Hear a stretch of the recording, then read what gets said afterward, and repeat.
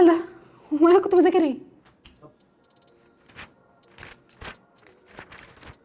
في دراسة بتقول انك ممكن تنسى 90% من اللي اتعلمته لو ما راجعتش عليه في خلال شهر واحد، وان المخ بينسى المعلومات بسرعة لو ما كررتهاش وراجعت عليها، ودي حاجة اسمها منحنى النسيان forgetting curve. وده طبعا لما بتذاكر وبتدخل معلومات كتير ورا بعض بيحصل لك حالة من التشويش، وبكده تركيزك اصلا هيبقى ضايع، اصلك هتفكر في اللي بتذاكره ولا في اللي وراك ولا في اللي لسه عايز يتلم. وسط المذاكرة لو جاتلك بقى نوتيفيكيشن ومسكت الموبايل فكل اللي فات راح.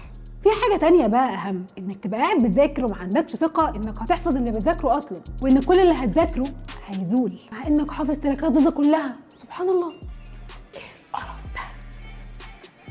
وبكده المعلومات مش هتكون دخلت الذاكره طويله المدى وانت اصلا ما فهمتهاش كويس. ولو عندك مشكله واحده او اكتر من اللي انا لسه قايلاهم دول فلازم تعرف حلهم. واحد، استخدام تقنيه التكرار المتباعد، وهي انك تراجع المعلومات على فترات. يعني لو ذاكرت النهارده هتراجع بكره وهتراجع بعدها ب3 ايام. وهنا ممكن تستخدم انكي وكويزلت اب علشان يساعدوك. تاني حاجه، ذاكر ماده واحده في اليوم، ولو هتذاكر بقى مادتين فخد بريك بينهم وراجع المعلومات كويس قوي بعد ما تخلص. تالت حاجه، زود تركيزك وانت بتذاكر. بموضوع تكنيك مفيش حاجه هتساعدك احسن منها. افتح يوتيوب واكتب مثلا انك عايز تذاكر ساعه، هيطلع لك فيديو بالساعه متقسم لوقت المذاكره ووقت البريك بتاعك.